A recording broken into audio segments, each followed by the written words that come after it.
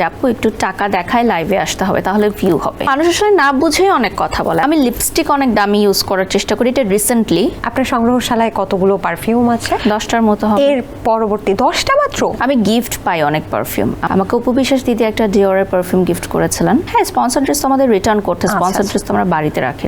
যে কোনো মেয়ে খুব সুন্দরভাবে নিজেকে প্রেজেন্ট করতে পারে, যে নায়িকারা পড়তে পারবে। আমি ব্র্যান্ড প্রমোটার হয়ে কেন পড়লাম, তুমি আমার জন্য স্পেশাল, দ্যাটস ওয়াই আমি তোমাকে গিফট করছি।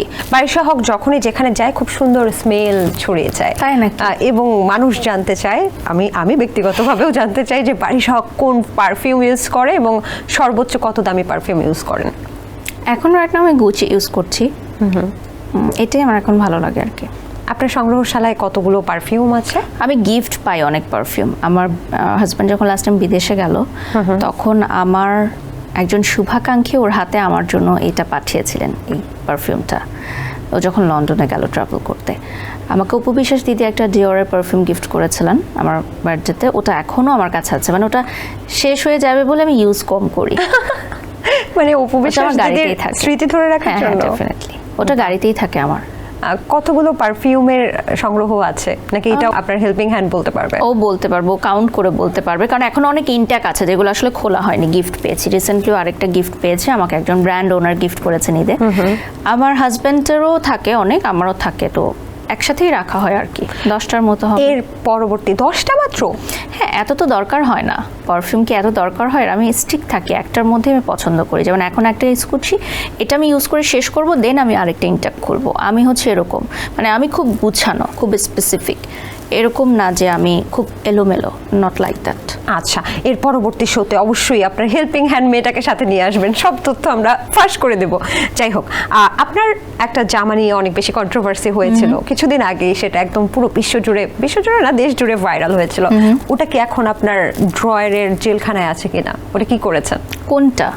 অনেক ড্রেস নিয়ে কথা হয় আমার, যেটা পরে আপনি সবাই বলেছিল আপনাকে বলিউডের নায়িকার মতো লাগছে। আমি তো অনেক টাইপের স্টাইল করি, লুক করি। এখন কোনটার কথা বলছে আমি জানি না, তবে সব ড্রেসই আমার থাকে। শোতে যেগুলো পরা হয়, হ্যাঁ স্পন্সর ছিল, ওটা ডিজাইনার ডিজাইন করা। হ্যাঁ, স্পন্সর ড্রেস তো আমাদের রিটার্ন করতে, স্পন্সর ড্রেস তো আমরা বাড়িতে রাখি। ওই সেম ড্রেসটা কিন্তু নুসরাত ফারিয়াও পরেছিলেন একবার, ইন্ডিয়াতে পরেছিলেন উনি, ওনার একটা মুভির প্রমোশনে, কিন্তু ওটা নিয়ে কথা হয়নি। হ্যাঁ, ওটা নিয়ে কোনো কথা হয়নি, কারণ যে নায়িকারা পড়তে পারবে, আমি ব্র্যান্ড প্রমোটার হয়ে কেন পড়লাম। সো এই বিষয়টা থেকে আসলে বের হওয়া উচিত আমাদের, এবং এটা নিয়ে আমি অনেক বেশি স্ট্রাগল করেছি, স্টিল রাইট নাও করছি, এবং এটা আমি স্ট্যাবলিশ করারও চেষ্টা করছি যে যে কোনো মেয়ে খুব সুন্দরভাবে নিজেকে প্রেজেন্ট করতে পারে। একটা কমপ্লিমেন্ট পাওয়ার জন্য একটা মেয়ে সুন্দর করে সাজতেই পারে, একটা সুন্দর পোশাক পরতেই পারে, এবং মেয়েরা পছন্দ করে না সাজুগুজু করতে। তো সেটা ক্যামেরার সামনে আমার কাজের জন্য হোক, আর একটা রেগুলার মেয়ে একটা খুব ইভেন্টে গেল, একটা তার বার্থডেতে গেল, স্পেশাল ডেতে, সে খুব সুন্দর করে সাজতে পারে, সেটার জন্য কি তাকে নায়িকা হতে হবে? ইটস নট নেসেসারি না। আমার ইনকাম যদি সাপোজ 1 লক্ষ টাকা হয়, আমি যদি কাউকে 200 টাকার একটা ফ্লাওয়ার ভাস গিফট করি, তাহলে সেটা আমার হীনমন্যতার পরিচয় হবে। অনেককে আপনি দেখবেন বিয়ে বাড়িতে অনেক বড় ব্যবসায়ী বা অনেক ভালো লাইফস্টাইল লিড করে, কিন্তু আপনাকে গিফট করছে সে এমন একটা জিনিস যেটা আসলে তার রুচির সাথে যায় না, বা সে নিজে সেটা পড়বে না, কিন্তু আপনাকে দিল, তার মানে কি সে আপনাকে ওরকম মনে করছে, তাই না?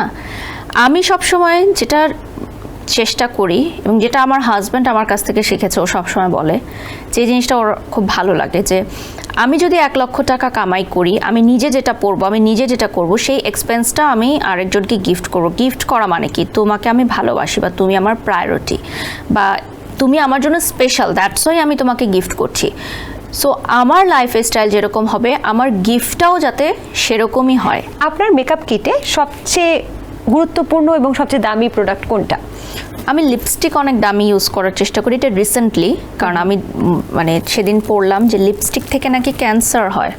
মানে লিপস্টিকের যদি আপনি মানে অনেক পুরনো লিপস্টিক বা অনেক কম দামি নন ব্র্যান্ড থাকে না, কিছু নকল লিপস্টিক, যদি আপনি ঠোঁট কালো হয়ে যায়, ক্যান্সার পর্যন্ত হতে পারে। আমি একটা বিয়াতে পড়ছিলাম, তো আমি এখন একটু ভালো দামি ব্র্যান্ডের রিসেন্টলি আমি এটা ইউজ করা স্টার্ট করেছি। সো আমার লিপস্টিক আছে, অনেক দামি লিপস্টিক আছে। সর্বোচ্চ কত দামি লিপস্টিক আছে?